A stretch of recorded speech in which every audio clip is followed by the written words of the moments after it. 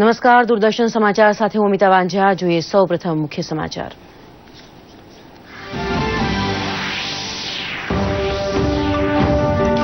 ભારતીય સૈન્ય છાવણી ઉપર પાકિસ્તાનના હુમલાના પ્રયાસને સેનાએ બનાવ્યો નિષ્ફળ. વિદેશ મંત્રાલયે કહ્યું, વાયુસેનાએ હવાઈ કાર્યવાહીમાં પાકિસ્તાનના ફાઇટર પ્લેનને કર્યું ધ્વસ્ત. પ્રધાનમંત્રી નરેન્દ્ર મોદીએ ત્રણેય સેનાના પ્રમુખો સાથે યોજી બેઠક.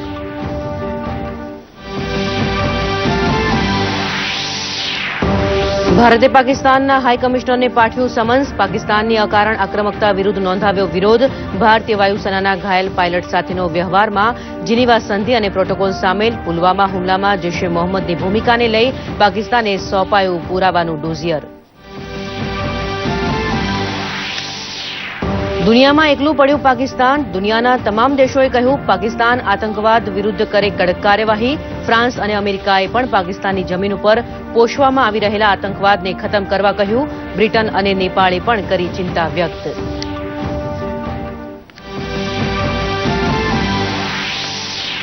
પ્રધાનમંત્રી નરેન્દ્ર મોદી આજે નવી દિલ્હીમાં શાંતિ સ્વરૂપ ભટનાગર પુરસ્કાર કરશે એનાયત. વિજ્ઞાન અને ટેકનોલોજીના ક્ષેત્રમાં શ્રેષ્ઠ કાર્ય કરનાર વૈજ્ઞાનિકોને આપવામાં આવે છે આ પુરસ્કાર.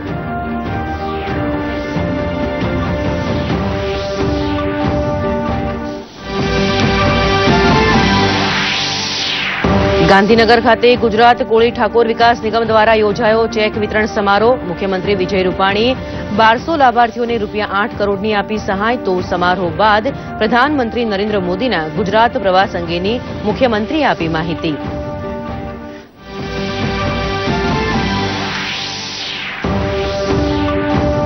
મુખ્યમંત્રી વિજય રૂપાણીની અધ્યક્ષતામાં યોજાઈ કેબિનેટની બેઠક. આ બેઠકમાં ગુજરાત સીમાની સુરક્ષા, સ્વાઇન ફ્લૂ અને ખેડૂત યોજનાઓ મુદ્દે થઈ ચર્ચા.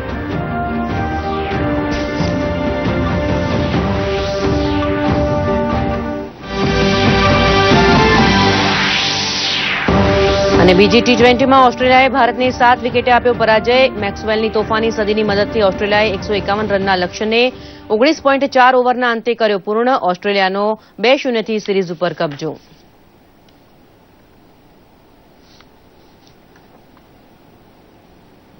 સમાચાર વિસ્તારથી. પાકિસ્તાનની વાયુસેના દ્વારા ભારતીય સેનાના વિવિધ સ્થળોને ટાર્ગેટ બનાવવાની કોશિશ ગઈકાલે નિષ્ફળ રહી હતી.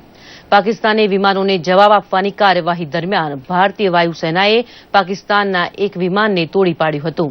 આ સમગ્ર બનાવમાં કમનસીબે ભારતીય વાયુસેનાએ MiG-21 બાયસન એરક્રાફ્ટ ગુમાવ્યું અને MiGનો પાયલોટ ગુમ થયો હતો. જોઈએ એક રિપોર્ટ. પાકિસ્તાનના બાલાકોટમાં ભારતીય વાયુસેના દ્વારા મિરાજ 2000ના એર સ્ટ્રાઇકના એક દિવસ બાદ પાકિસ્તાની સેનાએ હવાઈ સીમાનું ઉલ્લંઘન કર્યું હતું. બુધવારે વહેલી સવારે પાકિસ્તાનની વાયુસેનાએ ભારતીય સેના પર હુમલો કર્યો હતો, પરંતુ ભારતીય સેના પણ જવાબી કાર્યવાહી માટે પહેલાથી જ તૈયાર હતી. જોકે આ કાર્યવાહીમાં ભારતે MiG-21 બાયસન ફાઇટર પ્લેન ગુમાવ્યું હતું, તો પાકિસ્તાનના પણ એક ફાઇટર પ્લેનને તોડી પાડવામાં આવ્યું હતું. About counter-terrorism action it took yesterday against a terrorist training camp of Jaish-e-Mohammed in Pakistan, based on credible evidence that Jaish-e-Mohammed intended to launch more attacks. Against this counter-terrorism action, Pakistan has responded this morning by using its Air Force to target military installations on the Indian side. Due to our high state of readiness and alertness, Pakistan's attempts were foiled successfully. The Pakistan Air Force was detected and the Indian Air Force responded instantly. In that aerial engagement, one Pakistan Air Force fighter aircraft was shot down by a MiG-21 Bison of the Indian Air Force. The Pakistani aircraft was seen by ground forces falling from the sky on the Pakistan side. આ સમગ્ર કાર્યવાહીમાં ભારતે MiG-21 ગુમાવ્યું અને એક pilot ગુમ થયો હતો. જો કે પાકિસ્તાને દાવો કર્યો છે કે ગુમ થયેલો પાયલોટ તેમના કબજામાં છે. જો કે ભારત તરફથી આ વિશે તપાસ ચાલુ હોવાનું જણાવાયું હતું. We have unfortunately lost one MiG-21. The pilot is missing in action. Pakistan has claimed that he is in their custody. We are ascertaining the facts. Bharat Pakistan વચ્ચે વણસેલી પરિસ્થિતિને ધ્યાનમાં રાખીને જમ્મુ, શ્રીનગર, લેહ અને અમૃતસર એરપોર્ટને થોડા સમય માટે બંધ કરી દેવામાં આવ્યું હતું. જો કે પરિસ્થિતિ સામાન્ય બનતા તમામ સેવાઓને રાબેતા મુજબ શરૂ કરવામાં આવી હતી. આ એર સ્ટ્રાઇક આતંકી સંગઠન જૈશ-એ-મોહમ્મદની છાવણી ઉપર કરવામાં આવી હોવાની સરકારની સ્પષ્ટતા છતાં પાકિસ્તાને ભારતીય સેના ઉપર હુમલો કર્યો છે. ભારતની ગુપ્તચર એજન્સી પાસે પૂરતા પુરાવા છે કે જૈશ-એ-મોહમ્મદ પાસે ભારત ઉપર આવા અનેક હુમલાની યોજના હતી. ભારત સરકાર આંતરરાષ્ટ્રીય સ્તરે પાકિસ્તાન દ્વારા ચાલતી સતત આતંકવાદી પ્રવૃત્તિ અંગે આંતરરાષ્ટ્રીય સ્તરે પણ અનેક પુરાવા આપી ચૂકી છે. બ્યુરો રિપોર્ટ, દૂરદર્શન સમાચાર, અમદાવાદ. કેન્દ્રીય નાણામંત્રી અરુણ જેટલીએ કહ્યું કે ભારત આતંકવાદ વિરુદ્ધ એવી જ રીતે કાર્યવાહી કરવામાં સક્ષમ છે જેમ 2011માં અમેરિકાએ ઓસામા બિન લાદેનના સફાયા માટે એબટાબાદમાં કરી હતી. પાકિસ્તાનના એબટાબાદમાં અમેરિકાની કાર્યવાહીનો ઉલ્લેખ કરતા અરુણ જેટલીએ જણાવ્યું હતું કે એક જમાનામાં આપણા માટે આવું વિચારવું કલ્પના માત્ર હતી, પરંતુ આજે ભારત આવું કરવા માટે સંપૂર્ણ સક્ષમ છે. यूनाइटेड स्टेट्स की नेवल सील एबटाबाद से ओसामा बिन लादेन को ले गई तो क्या हम नहीं कर सकते? ये केवल कल्पना होती थी, इच्छा होती थी, एक फ्रस्ट्रेशन था, निराशा थी. आज तो वो भी संभव है.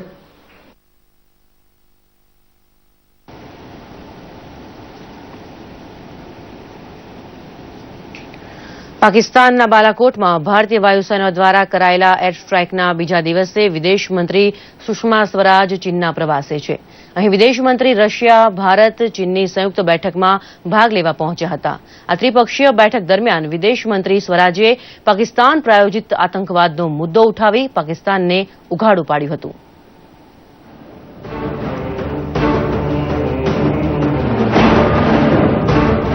વિદેશ મંત્રી સુષ્મા સ્વરાજે આજે ચીનના વુઝેનમાં ચીનના વિદેશ મંત્રી વાંગ ઈ સાથે દ્વિપક્ષીય વાતચીતમાં પુલવામામાં થયેલા આતંકી હુમલાનો મુદ્દો ઉઠાવ્યો હતો. રશિયા, ભારત અને ચીનના વિદેશ મંત્રીઓની યોજનારી ત્રિપક્ષીય બેઠક પહેલા થયેલી આ વાતચીતમાં વિદેશ મંત્રીએ ભારતમાં આતંકવાદી હુમલા કરવા માટે પાકિસ્તાન સમર્થિત આતંકી સંગઠન જૈશ-એ-મોહમ્મદની પોલ ખોલતા આંતરરાષ્ટ્રીય સમુદાયને અપીલ કરી છે કે તે પાકિસ્તાન ઉપર ભારત સામે આતંકી ગતિવિધિ ફેલાવવા ઉપર પ્રતિબંધ લગાવે. પાકિસ્તાનને વૈશ્વિક મંચ પર એકદમ અલગ કરવાની દિશામાં વિદેશ મંત્રીની આ યાત્રા ઘણી જ મહત્વની માનવામાં આવી રહી છે. मैंने विशेष रूप से हाल ही में जम्मू और कश्मीर के पुलवामा में हुए बर्बर आतंकवादी हमले को रेखांकित किया, जिसमें भारत ने अपने 40 से अधिक बहादुर सुरक्षा कर्मियों को खोया. ये हमला हमें फिर से याद दिलाता है कि आतंकवाद और इसे प्रोत्साहित करने वालों के विरुद्ध सारे विश्व को एक होने की आवश्यकता है. भारत में हुए इस जघन्य आतंकवादी हमले की जिम्मेदारी संयुक्त राष्ट्र द्वारा प्रतिबंधित संगठन जैश-ए-मोहम्मद ने ली है. આ સાથે વિદેશ મંત્રીએ ચીન અને રશિયાની સામે સ્પષ્ટ કર્યું હતું કે ભારતે આખરે શા માટે એર સ્ટ્રાઇક કરી. તેમણે કહ્યું કે પાકિસ્તાન દ્વારા આતંકી સંગઠન જૈશની વિરુદ્ધ કાર્યવાહી નહીં કરવાને લીધે ભારતે તેના ઠેકાણાઓ પર એર સ્ટ્રાઇક કરી છે. તેમણે વધુમાં જણાવ્યું હતું કે પાકિસ્તાન પોતાની જમીન પર આતંકી જૂથો હોવાના અને તેના પર કાર્યવાહી કરવાનો સતત ઇનકાર કરી રહ્યું હતું. જૈશ ભારતના અનેક હિસ્સાઓમાં આતંકી હુમલાનું કાવતરું ઘડી રહ્યો હતો. આ જ કારણસર અમારી સરકારને આ નિર્ણય લેવો પડ્યો હતો. જો કે આ વાતનું ધ્યાન રાખવામાં આવ્યું છે કે આ કાર્યવાહી દરમિયાન કોઈ સામાન્ય નાગરિકોને જાનહાનિ ન થાય. भारत द्वारा जैश-ए-मोहम्मद के प्रशिक्षण शिविर पर किया गया प्रहार भारत के आतंकवाद से लड़ने की प्रतिबद्धता का प्रमाण है. हमले के ठिकाने का चयन इस बात को ध्यान में रखकर किया गया था कि किसी भी तरह से आम जनता को कोई हानि न पहुंचे.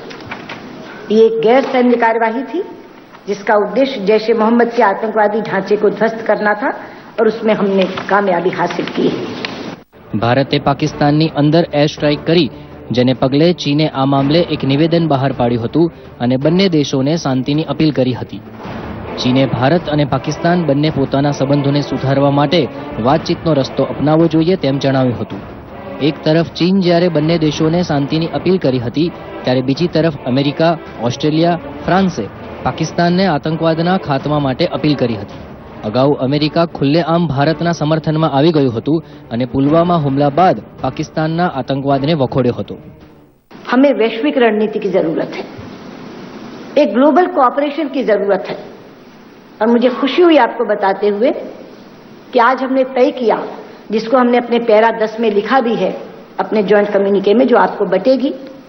हमने एक तरफ UN led global counter terrorism mechanism को स्थापित करने की बात की और दूसरी तरफ भारत द्वारा प्रस्तावित CCIT comprehensive convention on international terrorism को अंतिम रूप देकर अपनाने की भी बात की। પાકિસ્તાનના બાલાકોટમાં થયેલા ભારતીય વાયુસેનાની કાર્યવાહી પછી આંતરરાષ્ટ્રીય સમુદાયથી પાકિસ્તાનને કોઈપણ રીતે સમર્થન નથી મળી રહ્યું અને કૂટનીતિક મોરચે પણ તે એકલું પડી ગયું છે. ત્યાં સુધી કે ચીને પણ ધીરજ રાખવાની સલાહ આપીને પાકિસ્તાનને ઝટકો આપી દીધો છે. બ્યુરો રિપોર્ટ, દૂરદર્શન સમાચાર, અમદાવાદ. જમ્મુ કાશ્મીર અને દિલ્હીમાં ઇન્કમટેક્સ વિભાગે રાષ્ટ્રવિરોધી લોકો અને તેમની સાથે જોડાયેલા લોકોની સંપત્તિ ઉપર દરોડા પાડ્યા છે. ઇન્કમટેક્સ તરફથી જણાવવામાં આવ્યું છે કે જમ્મુ કાશ્મીરમાં 4 અને દિલ્હીમાં 3 જગ્યાઓ પર પાડેલ દરોડામાં મોટી સંખ્યામાં બેહિસાબી નાણાંની જાણકારી મળી છે તથા હાર્ડ ડિસ્ક પણ જપ્ત કરવામાં આવી છે. આ હાર્ડ ડિસ્કથી ઘણી જાણકારી મળી શકે છે. આ મામલે જણાવવામાં આવ્યું છે કે આ લોકોએ મોટી સંખ્યામાં નાણાં એકઠા કર્યા છે અને ઇન્કમટેક્સ ભર્યો નથી. ભારતીય જનતા પાર્ટીએ વિપક્ષના એ આરોપોને નકારી દીધા છે કે સત્તારૂઢ પક્ષ પુલવામાના શહીદોના બલિદાનનું રાજનીતિકરણ કરી રહ્યું છે. નવી દિલ્હીમાં પત્રકારો સાથેની વાતચીતમાં કેન્દ્રીય મંત્રી પ્રકાશ જાવડેકરે 21 વિપક્ષી દળોના નિવેદન ઉપર વાંધો ઉઠાવતા જણાવ્યું કે પાકિસ્તાની મીડિયા તેનો લાભ લઈ રહ્યું છે અને એ સંદેશ આપી રહ્યું છે કે ભારત એક નથી. जो साझा बयान जारी किया, जो राहुल जी ने पढ़ के दिखाया और उसमें ये कहा गया कि सत्ताधारी दल के नेताओं द्वारा हमारे जवानों की शहादत का राजनीतिकरण करने पर सभी नेताओं ने गंभीर चिंता व्यक्त की. पहले तो ऐसी कोई राजनीतिकरण नहीं हुई है, ना हमारा इरादा है, लेकिन विपक्ष के कभी सोचा था कि अपने बयान का कौन कैसे उपयोग करेगा, क्या अर्थ निकालेगा. ये पाकिस्तान के सभी चैनल पर ये आज विपक्ष के द्वारा दिया गया बयान उसकी न्यूज बनी है. इससे क्या झलकता है कि देश एकजुट नहीं है और 21 पार्टियों के बयान से कौन खुश है? पाकिस्तान, पाकिस्तान की सेना और वहां की मीडिया. પ્રધાનમંત્રી નરેન્દ્ર મોદી આજે નવી દિલ્હીમાં આયોજિત થનાર શાંતિ સ્વરૂપ ભટનાગર પુરસ્કાર સમારોહમાં ભાગ લેશે. પ્રધાનમંત્રીએ વર્ષ 2016, 17 અને 18 માટે વિજેતાઓને શાંતિ સ્વરૂપ ભટનાગર પુરસ્કાર આપશે તેમજ સમારોહને સંબોધિત પણ કરશે.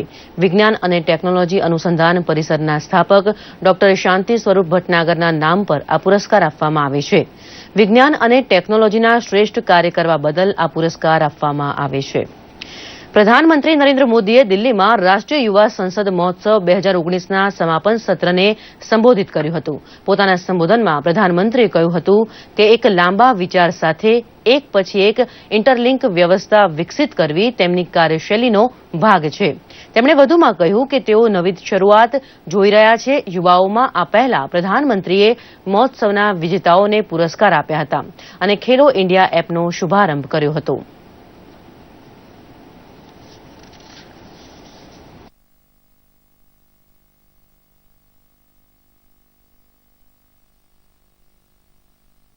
मैं हमेशा कहता हूं कि युवा सपनों को, आकांक्षाओं को रोकना नहीं चाहिए, उन्हें उन्मुक्त गगन में उड़ने देना चाहिए, क्योंकि युवा नए आइडिया से, फ्रेशनेस से वो भरा हुआ होता है. ऊर्जा होती है, तेजस्विता होती है, शार्पनेस होती है, उस पर अतीत का बोझ नहीं होता. ऐसे में चुनौतियों और समस्याओं से निपटने में वो अधिक सक्षम होता है.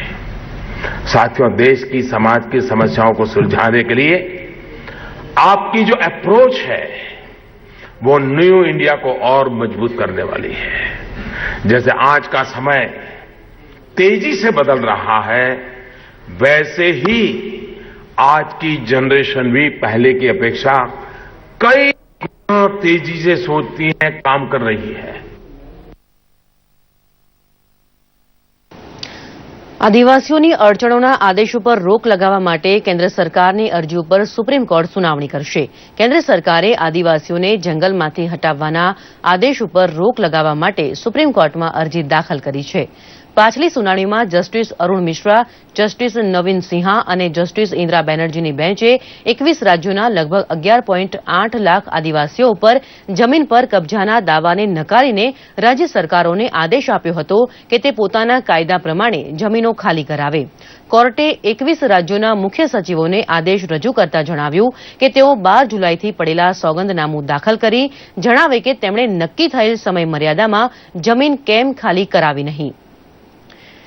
ગુજરાત કોળી ઠાકોર વિકાસ નિગમ દ્વારા ગાંધીનગર ખાતે યોજાયેલા ચેક વિતરણ સમારોહમાં મુખ્યમંત્રી વિજય રૂપાણી દ્વારા 1200 લાભાર્થીઓને ₹8 કરોડની સહાય ચૂકવવામાં આવી, જેમાં નાના ધંધા રોજગાર જેવા સેન્ટિંગ, વિડીયોગ્રાફી, મંડપ ડેકોરેશન સહિત પશુપાલન માટે ધિરાણ કરવામાં આવ્યું હતું. આ નિગમ દ્વારા 666 જેટલા વિદ્યાર્થીઓને 9 કરોડનું ધિરાણ આપવામાં આવ્યું. આમ રાજ્ય સરકાર દ્વારા યુવાનો રોજગારી તરફ વળે અને જોબ ગીવર બને તેવી નેમને નિગમ દ્વારા સાર્થક કરાશે તેમ મુખ્યમંત્રી વિજય રૂપાણીએ જણાવ્યું હતું. આ પ્રસંગે મુખ્યમંત્રીએ પ્રધાનમંત્રી નરેન્દ્ર મોદીના ગુજરાત પ્રવાસ અંગેની પણ માહિતી આપી હતી. ડિસેલિનેશન પ્લાન્ટ એટલે કે દરિયાના ખારા પાણીને મીઠા કરવાનું ખાતમુહૂર્ત કરશે. જોડિયાનું જામનગરમાં રણજીત સાગર ડેમમાં સૌની યોજનાનું નર્મદાનું પાણી ભરાશે, એનું ઉદઘાટન કરશે. આજી એક ડેમ, ન્યારી એક ડેમ, એમાં નર્મદાનું પાણી આવશે, એનું પણ ઉદઘાટન કરશે. અને જામનગરની ગુરુ ગોવિંદસિંહ હોસ્પિટલ સરકારી, એમાં અલગ અલગ ભવન અને પીજી હોસ્ટેલ્સ, એનું પણ સાહેબ ઉદઘાટન કરવાના છે. ત્યાર પછી બપોરે ઉમિયા ધામના ભવ્ય મંદિર નિર્માણ એ કાર્યક્રમમાં ઉપસ્થિત રહેશે. ત્યાર પછી મેટ્રો ટ્રેન એનું ઓપનિંગ કરશે. અને ત્યાર પછી સિવિલ હોસ્પિટલમાં જે 3 મોટી હોસ્પિટલો અને એશિયાની સૌથી મોટી હોસ્પિટલ આપણી બની રહી છે એનું ઉદઘાટન કરશે. બીજે દિવસે સવારે 5 તારીખે અન્નપૂર્ણા જે નરહરિભાઈ અમીન દ્વારા મંદિરનું જે નિર્માણ થઈ રહ્યું છે એનું ખાતમુહૂર્ત અને મૂર્તિ પ્રતિષ્ઠાન ને એ બધા કાર્યક્રમ થશે. ત્યાર પછી ભારતમાં જે અનઓર્ગેનાઇઝડ લેબર એમના માટે જે વીમાની યોજના જાહેર કરી છે એનું લોન્ચિંગ અહીંયા અમદાવાદમાં શ્રમિકો સાથેનો મોટો કાર્યક્રમ એમાં એ લોન્ચિંગ કરશે અને ત્યાર પછી મધ્યપ્રદેશ જવા નીકળી જશે. રાજ્ય સરકારની મળેલી કેબિનેટની બેઠકમાં પ્રધાનમંત્રી કિસાન સન્માન નિધિ અને પાક વીમા અંગે વિચાર વિમર્શ કરવામાં આવ્યા. આ અંગે પત્રકારો સાથેની વાતચીતમાં કૃષિમંત્રીએ માહિતી આપતા જણાવ્યું હતું કે કિસાન સન્માન નિધિ યોજના અંતર્ગત રાજ્યમાં કુલ 46 લાખ ખેડૂતોએ રજીસ્ટ્રેશન કરાવ્યું હતું, જે પૈકી 14 લાખ ખેડૂતોને પ્રથમ હપ્તાનું ચૂકવણી કરવામાં આવી છે. જ્યારે પાક વીમાના પ્રીમિયમ અંગે પૂછતા તેમણે જણાવ્યું હતું કે આ વખતે ખેડૂતોને પાક નુકસાનીના વળતર પેટે ₹2600 કરોડની વધારાની રકમ મળશે. રાજ્યમાં ખેડૂતોને તેમને વાવેલા પાક અંતર્ગત ઓછા વરસાદના કારણે અંદાજિત 50 થી 70% નુકસાની વેઠવી પડે છે.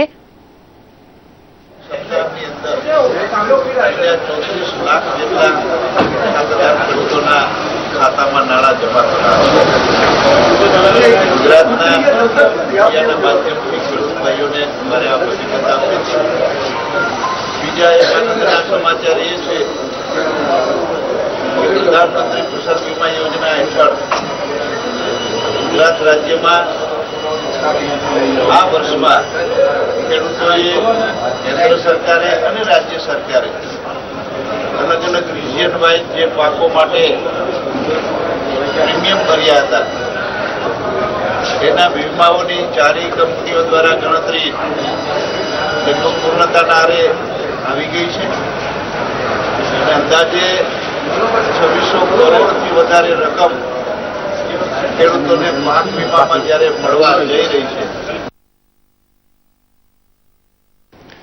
જૂનાગઢ ખાતે ભવનાથ તળેટીમાં વિધિવત રીતે કુંભ મેળાનો પ્રારંભ થઈ ચૂક્યો છે ત્યારે હાલની પ્રવર્તમાન પરિસ્થિતિને પગલે ગુજરાતમાં હાઈ એલર્ટ જાહેર કરાતા ચુસ્ત પોલીસ બંદોબસ્ત ગોઠવી દેવામાં આવ્યો છે.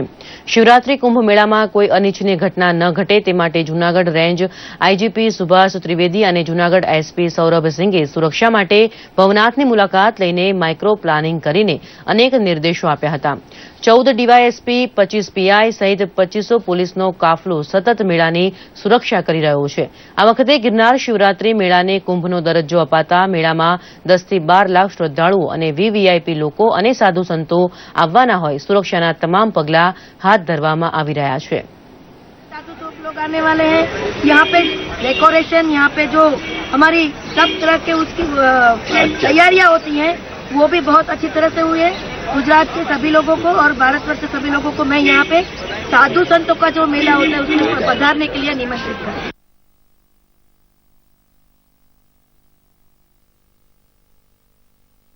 લોકસભાની ચૂંટણી પહેલા લોકોના ઘર ઘર સુધી પહોંચવા માટે કમલ જ્યોતિ કાર્યક્રમનું આયોજન ગાંધીનગર ખાતે કરવામાં આવ્યું હતું.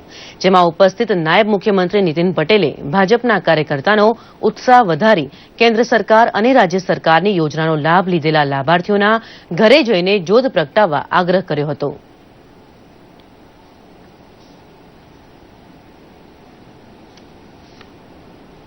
કરોડો ભારતીયોની જે લાગણી હતી પૂર્ણ થઈ છે અને આપણા હવાઈ દળે પાકિસ્તાનની સરહદની અંદર જઈ અને આતંકવાદીઓના જે મોટા કેમ્પ હતા જ્યાં મોટા પ્રમાણમાં આતંકવાદીઓને ટ્રેનિંગ આપવામાં આવતી હતી, ભરતી કરવામાં આવતી હતી, એમને રાખવામાં આવતા હતા, એમનો શસ્ત્ર સરંજામ દારૂગોળો બધું ત્યાં રાખવામાં આવતું હતું.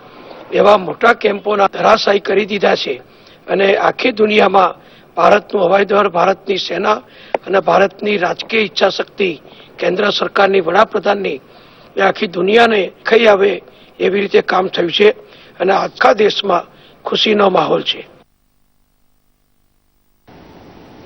વડોદરા શહેર બીજેપી દ્વારા અનેક સ્થળોએ કમલદીપ કાર્યક્રમનું આયોજન કરવામાં આવ્યું હતું. કાર્યક્રમમાં ભાજપ પ્રદેશ પ્રવક્તા ભરતભાઈ પંડ્યા ઉપસ્થિત રહ્યા હતા. કાર્યકર્તાઓએ કમળની બનાવેલ રંગોળી તેમજ ભારતીય ધ્વજની રંગોળીની આસપાસ મૂકેલા દીપ પ્રગટાવીને કમલદીપ કાર્યક્રમ ઉજવ્યો હતો. તેમણે જણાવ્યું હતું કે આપણા પ્રધાનમંત્રીના કુનેહ ભર્યા નેતૃત્વને કારણે દેશની પ્રજા ગૌરવની લાગણી અનુભવે છે.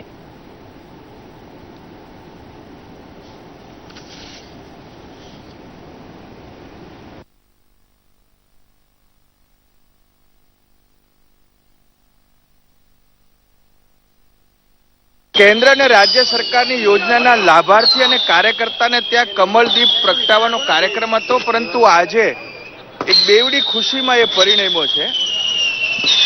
હું ભારતીય વાયુસેનાના જવાનોના સાહસ બદલ એમને હું સેલ્યુટ કરું છું, લાખ લાખ વંદન કરું છું, અભિનંદન કરું છું. અરવલ્લી જિલ્લાના ધનસુરાના શક્તિનગરમાં મહિલા મોરચાના રાષ્ટ્રીય ઉપાધ્યક્ષ કૌશલ્યા કુંવરબા પરમારની હાજરીમાં કમલ જ્યોતિ કાર્યક્રમ યોજાયો હતો. આ કાર્યક્રમમાં સરકારની વિવિધ યોજનાઓના લાભાર્થીઓના ઘરે દીપ પ્રગટાવી ફરીવાર મોદી સરકારનો સંકલ્પ લેવડાવ્યો હતો. આ કાર્યક્રમમાં કાર્યકરોએ જવાનો અમર રહોના નારા પણ લગાવ્યા હતા.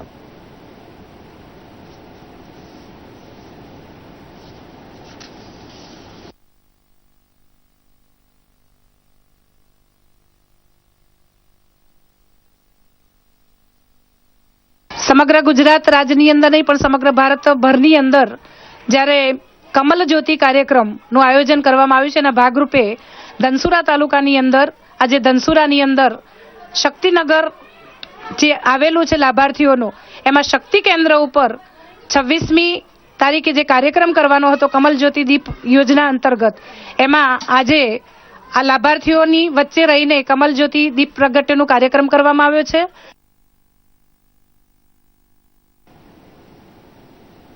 દર વર્ષની જેમ આ વર્ષે પણ એલડી એન્જિનિયરિંગના એનએસએસ યુનિટ દ્વારા ચાલતા રંગ અમેઝી નામના એક ઇવેન્ટનું આયોજન કરવામાં આવ્યું હતું. આ કાર્યક્રમમાં અલગ અલગ વિષયોને લઈને ગુજરાત યુનિવર્સિટી અને એલડી કોલેજ વિસ્તારની દિવાલોને પેઇન્ટ કરવામાં આવી હતી. આ દિવાલો ઉપર સ્વચ્છતા, દેશભક્તિ, આર્મ ફોર્સ, બેટી બચાવો જેવા વિષયોને આવરી લઈ ગુજરાતના મોટાભાગના શહેરના આશરે 750 જેટલા સ્પર્ધકોએ ચિત્રો દોરીને ભાગ લીધો હતો.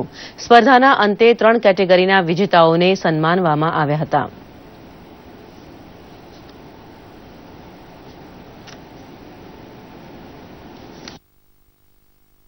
આનો ઉદ્દેશ એવો હતો કે કોઈ બી દિવાલો હોય તો આપણે કોઈ પાનની પિચકારીઓ મારે છે, કદાચ પછી કોઈ સૂત્રો લખી જાય છે, કોઈ બી પછી એવી રીતના દિવાલ બગાડે છે. તો અમે એક વખત વિચાર્યું કે આવી રીતના દિવાલ બગડે એના કરતાં આપણે જો કોઈ સારું એવું કાર્ય કરે કે જેનાથી આ દિવાલનો પણ સારી રીતે ઉપયોગ બી થઈ શકે અને આપણું અમદાવાદ સારું બી લાગી શકે. એટલા માટે પછી અમે એક વખત 2014માં પહેલી વખત આ રંગમંચની ઇવેન્ટ સ્ટાર્ટ કરી હતી અને જેનાથી અમે વોલ પેઇન્ટિંગની કોમ્પિટિશન શરૂ કરી હતી. વોલ પેઇન્ટિંગ કે જેથી કોઈ વોલ્સ બગાડીને ના જાય, જે વોલ્સ પર થૂકીને જાય છે તો એક ખરાબ ઇમેજ ક્રિએટ થાય છે આપણા સિટીની પણ અને આપણે આજુબાજુ રહેતા હોઈએ તો બહુ જે ટુરિસ્ટ પણ આવે છે એને બી બહુ ઓકવર્ડ લાગે. સો આ એક ન્યૂ આઈડિયા છે કે વોલ પેઇન્ટિંગ્સ અને થ્રુ વોલ પેઇન્ટિંગ્સ આપણે સોશિયલ ઇશ્યુઝને બી પ્રમોટ કરી શકીએ છીએ. મહેસાણા જિલ્લાના લીંચ ગામે સાંસદ જયશ્રીબેન પટેલની ઉપસ્થિતિમાં સરકારની વિવિધ યોજનાઓના કાર્ડ વિતરણનો સમારોહ યોજાયો હતો. આ કાર્યક્રમમાં આયુષ્માન ભારત યોજના, માં અમૃતમ યોજના, વાત્સલ્ય યોજના, ઉજ્જવલા યોજના, આરોગ્ય નિદાન કેમ્પ અને કિસાન સન્માન નિધિ યોજનાની વિસ્તૃત માહિતી આપવામાં આવી હતી.